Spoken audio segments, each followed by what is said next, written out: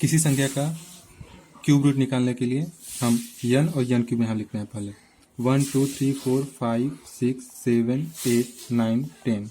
इसका क्यूब होगा 1, इसका 8, इसका 27, इसका 64, 125, 216,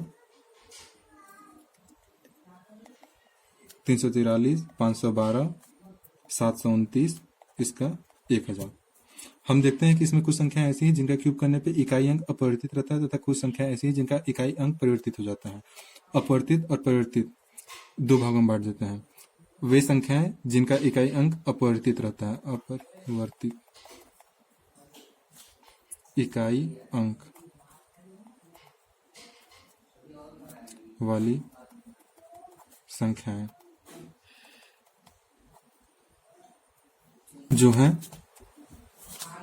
1 4 5 6 9 और 0 0 1 4 5 6 और 9 वे संख्याएं जिनका इकाई अंक परिवर्तित हो जाता है। परिवर्तित इकाई अंक वाली संख्याएं जो होंगी 2 3 7 9 7 8 है।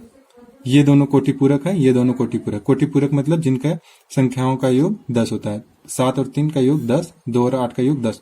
इसलिए 2 के क्यूब में इकाई अंक 8 हो जाएगा, 8 के क्यूब में इकाई अंक 2 हो जाएगा, 3 के क्यूब में इकाई अंक 7 हो जाएगा, 7 के क्यूब में इकाई अंक 3 हो जाएगा 2। अब हम 6 अंकों की पूर्ण घन संख्याओं का घनमूल निकालना सीखेंगे। 6 अंकों में क्या होगा कि मान लेते हैं 1 2 3 4 5 6 6 अंकों की घनमूल 6 अंकों की संख्याओं का घनमूल निकालने में 2 अंक हमें प्राप्त होंगे। इसका हमें मान लेते हैं घनमूल निकालते हैं तो इसका घनमूल जो होगा 2 अंकों का होगा। 6 अंकों की जगह अगर हम 1 2 3 जो पूर्ण घन संख्याएं हैं वे 1 अंकों की ये संख्याएं होंगी, 2 अंकों की ये संख्या होंगी, 3 अंकों की ये संख्या होंगी और 3 से अधिक संख्या यानी कि 4 5 6 के लिए हम नया नियम ले सकते हैं। 4 या 5 या 6 अंकों की संख्याओं का घनमूल में सिर्फ और सिर्फ 2 अंक होंगे। इन्हीं का हमें घनमूल निकालना है। तो 2 पढ़ा होते हैं, इन्हें 3 3 के जोड़े में लिख दीजिए। पीछे की तरफ से लिखिए यानी इकाई अंक की संख्याओं से। अगर 4 अंकों की संख्याएं हो तो हम उन्हें कुछ इस तरीके से बांटेंगे। 5 अंकों की संख्याओं को ये 3 का जोड़ा और ये 2 का जोड़ा, और 6 अंकों की संख्याओं को ये 3 का जोड़ा और 3 का जोड़ा में बांट देंगे।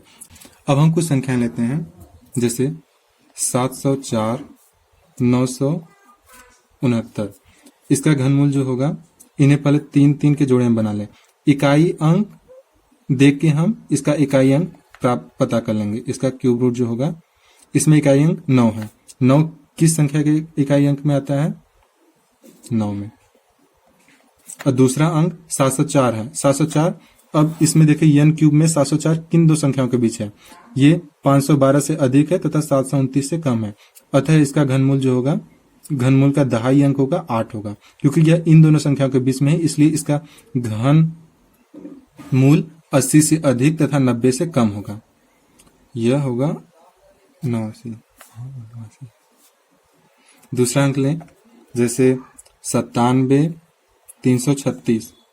इसका घनमूल निकालना है तो इसे फिर 3 और 2 के जोड़े में कर दें।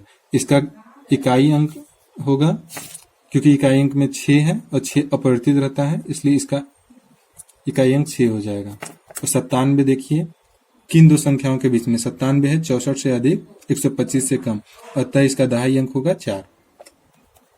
दरअसल ये सिर्फ इसी सिद्धांत पे काम करता है जैसे इसका एनथ, यानी कि मान लेते हैं कि 40 का क्यूब जो होगा इसका होगा 4 चौको 64 0 0 0, और ये 50 का क्यूब जो होगा इसका होगा 125 0 0 0, क्योंकि ये 97 336 जो अंक है ये इससे अधिक है, 64,000 से अधिक है तथा 125,000 से कम है, अतः इसका क्यूब रूट जो होगा 40 और 50 के बीच में होगा। इसीलिए हम इसके बस इसी सिद्धांत से इसका हम दहाई अंक लिख देते हैं। और इकाई अंक का तो फॉर्मूला आप देख ही लिए, इकाई अंक का कारण तो देख ही लिए कि इकाई अंक कुछ संख्याओं का अपरिवर्तित रहता है, कुछ संख्याओं का परिवर्तित रहता है।